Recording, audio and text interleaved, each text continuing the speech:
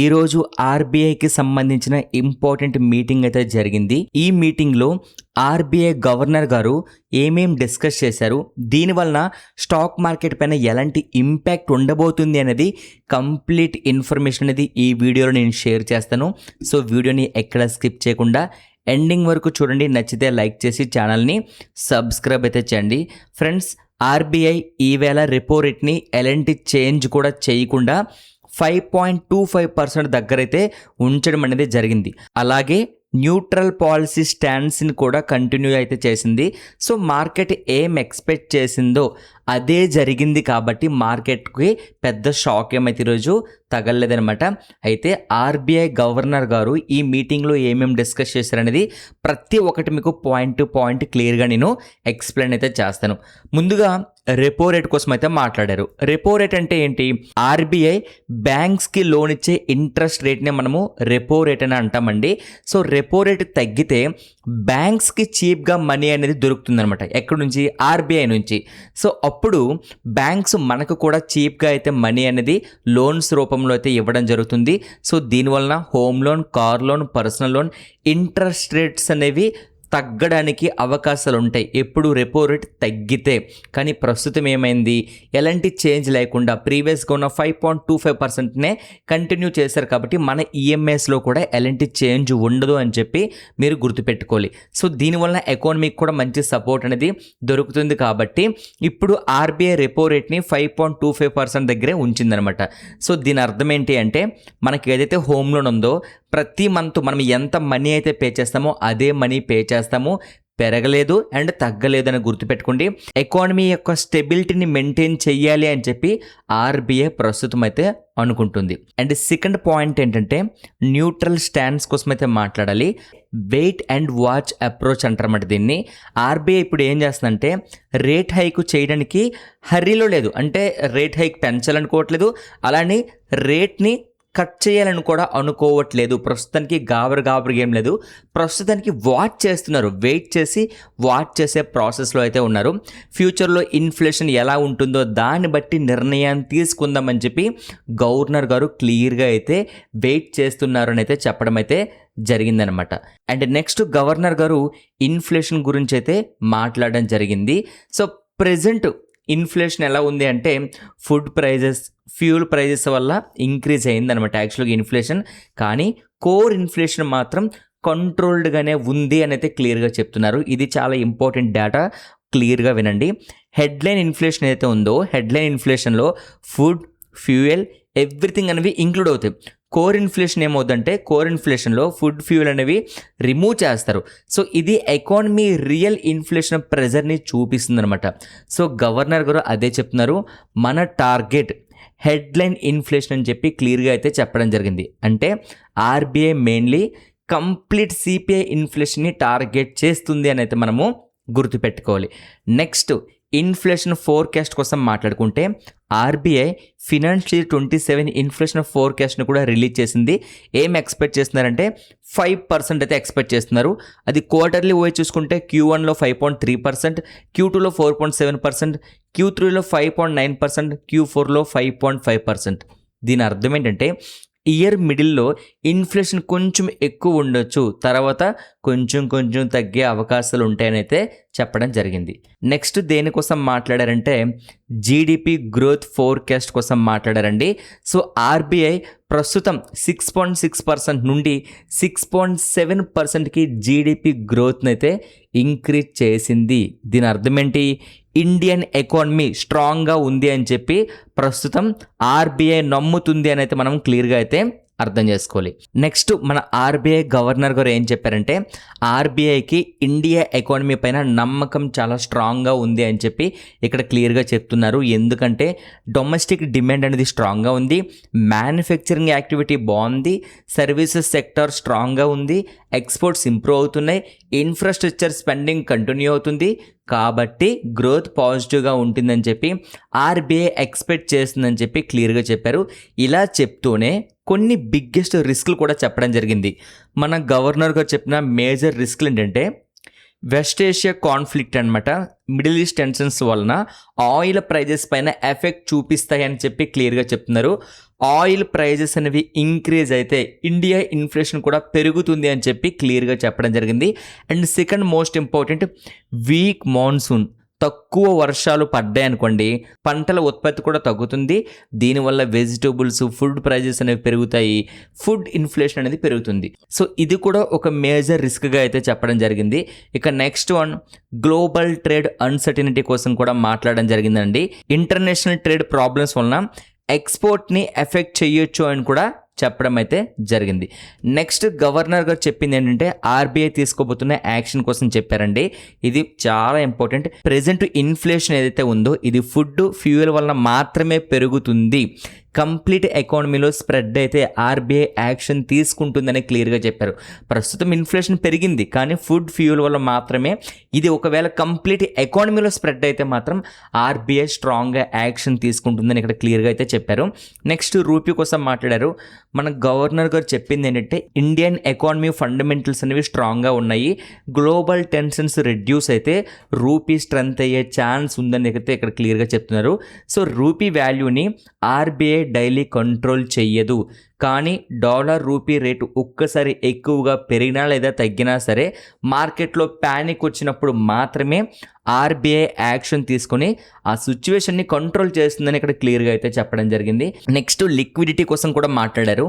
Governor గారు చెప్పింది ఏంటంటే లిక్విడిటీ సెప్టెంబర్ వరకు సర్ప్లస్గా ఉండొచ్చు, అంటే బ్యాంక్స్ దగ్గర మనీ అవైలబిలిటీ చాలా బాగుంది అని చెప్పి మనము అర్థం చేసుకోవాలి.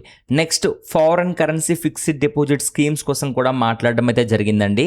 సో దీనికోసం ఏం చెప్తున్నారంటే ప్రీమెచ్యూర్గా క్లోజ్ చేయడానికి కరెంట్లీ నో ప్రపోజల్ అని చెప్పేసి క్లియర్గా చెప్పారు. దీని మీనింగ్ ఏంటంటే ఫారెన్ కరెన్సీ డిపాజిట్స్ కంటిన్యూ అవుతాయి, ఇండియా ఫారెక్స్ పొజిషన్స్కి సపోర్ట్ ఉంటుంది అని అయితే ఇక్కడ క్లియర్గా అయితే చెప్పడం జరిగింది. నెక్స్ట్ ఇంపార్టెంట్ డేటా ఏం మాట్లాడారంటే polymer notes, plastic currency notes కోసం ఇంపార్టెంట్ అప్డేట్స్ అయితే ఇవ్వడం జరిగిందండి. ఇక్కడ వీళ్ళు చెప్పింది ఏంటంటే RBI next financial year beginning నుండే పాలిమర్ కరెన్సీ నోట్స్, అంటే ఈ ప్లాస్టిక్ కరెన్సీ నోట్స్ ఏవైతే ఉన్నాయో అవి ఇంట్రడ్యూస్ చేయాలని టార్గెట్ చేస్తుంది అని అయితే క్లియర్గా చెప్పారు. దీనిలో ఉన్న అడ్వాంటేజెస్ ఏంటంటే పేపర్ నోట్ కన్నా 4 times ఎక్కువ లైఫ్ ఉంటుంది, వాటర్ ప్రూఫ్, ఈజీగా చిరిగిపోదు, డూప్లికేట్ నోట్ తయారు చేయడం కూడా చాలా కష్టం అని చెప్పేసి క్లియర్గా అయితే చెప్పడం జరిగింది. నెక్స్ట్ ఇంపార్టెంట్ అప్డేట్ ఏంటంటే యూపీఐ కోసం కూడా మాట్లాడారండి. యూపీఐ ట్రాన్సాక్షన్స్ మీద ఫ్యూచర్లో MDR, merchant discount rate charges ఉంటాయా, ప్రెజెంట్ లాగా ఫ్రీగా కంటిన్యూ అవుతాయా అనే విషయం పైన గవర్నమెంట్ ఇంకా థింక్ చేస్తుంది, ఇంకా క్లారిటీ లేదు. కాబట్టి ఆర్బీఐ గవర్నర్ గారు ఇప్పుడు ఫైనల్ డిసిషన్ చెప్పలేము అని చెప్పేసి యూపీఐ రిలేటెడ్గా ఇంపార్టెంట్ అప్డేట్స్ అనేవి చేశారన్నమాట. నెక్స్ట్ ఎన్బిఎఫ్సి కోసం కూడా మాట్లాడారండి. ఎన్బిఎఫ్సి రూల్స్లో మేజర్ చేంజెస్ ఏమీ లేవు, డ్రాఫ్ట్ గైడ్ లైన్స్ అనేది రిలీజ్ చేస్తారని చెప్పేసి క్లియర్గా చెప్పారు. నెక్స్ట్ బ్యాంక్ ఐటీ సిస్టమ్స్ కోసం కూడా మాట్లాడారు. ఇక్కడ మేజర్ బ్యాంక్స్ ఐటీ సిస్టమ్స్ స్ట్రాంగ్గా ఉన్నాయి, రెగ్యులర్ సూపర్విజన్ జరుగుతుంది, సైబర్ సెక్యూరిటీ కంటిన్యూస్లీ మానిటరింగ్ అనేది చేస్తున్నారని చెప్పి చెప్పడం అయితే జరిగింది. నెక్స్ట్ బ్యాంకింగ్ సెక్టర్ హెల్త్ కోసం కూడా మాట్లాడారండి. బ్యాంక్స్ దగ్గర సరిపోయే క్యాపిటల్ డబ్బులు ఉన్నాయి, లిక్విడిటీ చాలా స్ట్రాంగ్గా ఉంది, ఎన్పిఏ కంట్రోల్లో ఉంది, ప్రాఫిటబిలిటీ హెల్తీగా ఉంది, ఎన్బిఎఫ్సిస్ కూడా హెల్తీ పొజిషన్లో ఉన్నాయని చెప్పి ఇంట్రెస్టింగ్ అప్డేట్స్ అనేవి చేశారనమాట. నెక్స్ట్ ఎక్స్టర్నల్ సెక్టర్ కోసం కూడా మాట్లాడారు. ఇక్కడ పాజిటివ్ పాయింట్స్ ఏంటంటే ఫారెక్స్ ఇన్ఫ్లో స్ట్రాంగ్గా ఉన్నాయి, ఎఫ్డిఐ ఇన్ఫ్లో స్ట్రాంగ్గా ఉన్నాయి, సర్వీసెస్ ఎక్స్పోర్ట్స్ కూడా స్ట్రాంగ్గా ఉన్నాయని చెప్పారు. ఫారెన్ కంట్రీస్ నుండి ఇండియాకి మనీ ఇన్ఫ్లో స్ట్రాంగ్గా ఉంది అని చెప్పడం అయితే జరిగింది. బట్ ఇందులో నెగిటివ్స్ ఏంటంటే క్రూడ్ ఆయిల్ ఇంపోర్ట్స్ ఇంక్రీజ్ అవ్వడం వల్ల ఇండియా ఎక్స్పోర్ట్స్ కన్నా ఇంపోర్ట్స్ ఎక్కువ చేస్తుంది అని చెప్పి ఇక్కడ ఒక రిస్క్ ఫ్యాక్టర్, ఒక నెగిటివ్ పాయింట్ను కూడా చెప్పడం అయితే జరిగింది. దీని వలన ప్రెజెంట్ చేసిన ఈ అప్డేట్ వలన మార్కెట్ రియాక్షన్ మీరు చూసే ఉంటారు. పాలసీ ఎక్స్పెక్టెడ్గా ఉండడం వల్ల సెన్సెక్స్ 300+ పాయింట్స్ గెయిన్ చేసింది, నిఫ్టీ కూడా 24,600 లెవెల్ని టెస్ట్ చేసింది. ఎప్పుడు మార్కెట్ ఓపెనింగ్ టైంలోనే గ్యాప్ అప్లో ఓపెనింగ్ ఇచ్చింది, బట్ ఆ తర్వాత స్లోగా మార్కెట్లో మనము ఫాల్ అయితే చూసాం. బట్ మార్కెట్ క్లోజింగ్ టైంలో మళ్ళీ పాజిటివ్గానే క్లోజ్ అయింది. ఈ రోజు మార్కెట్ ఓపెనింగ్లో అంత స్ట్రాంగ్గా ఓపెన్ అవడానికి మెయిన్ రీజన్ ఎలాంటి సర్ప్రైజ్ అనేది లేదు. జీడిపి ఫోర్కాస్ట్ ఇంప్రూవ్ అయింది. ఇంట్రెస్ట్ రేట్స్ స్టేబుల్గా ఉండడం వలన మార్కెట్లో పెద్దగా సర్ప్రైజ్ ఏమి కనిపించలేదు అనమాట. నెక్స్ట్ హోమ్ లోన్ హోల్డర్స్కి ఒక గుడ్ న్యూస్ అని చెప్పాలి. ఎందుకంటే రెపో రేట్ అనేది ఎలాంటి చేంజ్ లేదు కాబట్టి ఇమ్మీడియట్గా మీ ఈఎంఐ అనేది ఇంక్రీజ్ అవ్వదు అనేది మనం గుర్తుపెట్టుకోలేదు. సో ఇది హోమ్ లోన్ తీసుకున్న వాళ్ళకి ఒక మంచి న్యూస్ అని చెప్పుకోవాలి. ఎందుకంటే ఒక 2000 3000 పెరిగినా సరే చాలా భారంగా ఉంటుంది కాబట్టి ప్రస్తుతానికి మనకి అలాంటి ప్రాబ్లం ఏం లేదనమాట. ఇప్పుడు ఈ ఆర్బీఐ మీటింగ్ వలన స్టాక్ మార్కెట్ పై ఇంపాక్ట్ ఏంటంటే పాజిటివ్గా చూడాల్సిన సెక్టర్స్ ఏంటంటే ముందుగా బ్యాంకింగ్ అండి. ఎందుకంటే ఇంట్రెస్ట్ రేట్స్ అనేవి స్టెబిలిటీ ఉన్నాయి కాబట్టి బ్యాంక్స్కి ఇది positive. And NBFC funding cost ప్రిడిక్టబుల్గా ఉంటుంది కాబట్టి ఇది ఎన్బిఎఫ్సికి positive. Real estate home loan rates stable కాబట్టి హౌసింగ్ డిమాండ్ కంటిన్యూ అయ్యే ఛాన్స్ ఉంది. బట్ రిస్క్ ఫ్యాక్టర్స్ కూడా కొన్నిట్లకు ఉన్నాయి. అవి ఏంటంటే ఆయిల్ అండ్ గ్యాస్ అనమాట. క్రూడ్ ఆయిల్ ప్రైజెస్ ఇంక్రీజ్ అయితే ఇంపాక్ట్ ఉంటుంది. ఎఫ్ఎంసీజీ ఫుడ్ ఇన్ఫ్లేషన్ ఇంక్రీజ్ అయితే మార్జిన్స్ ప్రెజర్లో ఉండే అవకాశాలు ఉంటాయి. ఏవియేషన్ చూసుకుంటే ఆయిల్ ప్రైజెస్ ఇంక్రీజ్ అయితే ఫ్యూయల్ కాస్ట్ అనేది పెరుగుతుందన్నమాట. ఫైనల్గా ఈరోజు ఆర్బీఐ మీటింగ్ కోసం చెప్పాలంటే హైలైట్ పాయింట్స్ ఏంటంటే ఫస్ట్ వన్, రెపో రేట్స్ అయితే ఎలాంటి చేంజు లేదు, 5.25% దగ్గర ఉంది positive. And second one, neutral stands continue అయితే చేసింది. అండ్ థర్డ్ వన్, ఫినాన్షియల్ 27కి జీడిపి గ్రోత్ ఫోర్కాస్ట్ అనేది 6.7%కి పెంచింది positive. And next point, financial 27 inflation forecast అనేది 5%గా అయితే ఎస్టిమేట్ చేశారు. And next one, inflation mainly food fuel వల్ల పెరిగింది అని ఆర్బీఐ క్లియర్గా చెప్పింది. సో దీనివల్ల మనకి ఇంట్రెస్ట్ రేట్స్ పైన ఎలాంటి ఇంపాక్ట్ అనేది కనిపించలేదు. And next one, core inflation ఇంకా కంట్రోల్లో ఉంది అని అయితే చెప్తున్నారు. And next one, west Asia conflict and weak monsoon, crude oil prices ఇవి బిగ్గెస్ట్ రిస్క్లు అని చెప్పి ఆర్బీఐ హైలైట్ అయితే చేసిందండి. ప్రస్తుతానికి ఏంటి, వార్ జరుగుతుంది, ఈ వార్ ఒకటి, అండ్ వీక్గా మాన్సూన్స్ ఉన్నాయి అంటే వర్షాలు బాగా పడట్లేదు, సో ఇదొకటి, అండ్ క్రూడ్ ఆయిల్ ప్రైజెస్, ఈ మూడు అనేది మేజర్గా ప్రెజెంట్ ఆర్బీఐ హైలైట్ చేసిన రిస్క్ ఫ్యాక్టర్స్ అనమాట. ఇక నెక్స్ట్ హోమ్ లోన్ ఈఎంఐస్ అయితే ఇమీడియట్గా పెరిగే అవకాశం అనేది లేదు. అండ్ నెక్స్ట్ వన్ ఏంటంటే ఎఫ్సిఎన్ఆర్ స్కీమ్ కంటిన్యూ అవుతుంది. And next one, polymer notes next financial year బిగినింగ్లో ఇంట్రడ్యూస్ చేయాలని చెప్పి టార్గెట్ పెట్టుకున్నారు. నెక్స్ట్ యూపీఏ ఎండిఆర్పై ఫైనల్ డిసిషన్ ఇంకా లేదు అని అయితే చెప్పారు. అండ్ ఫైనల్గా banking system, NBFC, forex position స్ట్రాంగ్గా ఉన్నాయని RBI governor Sanjay Malhotra confidence ఇవ్వడం అనేది జరిగింది.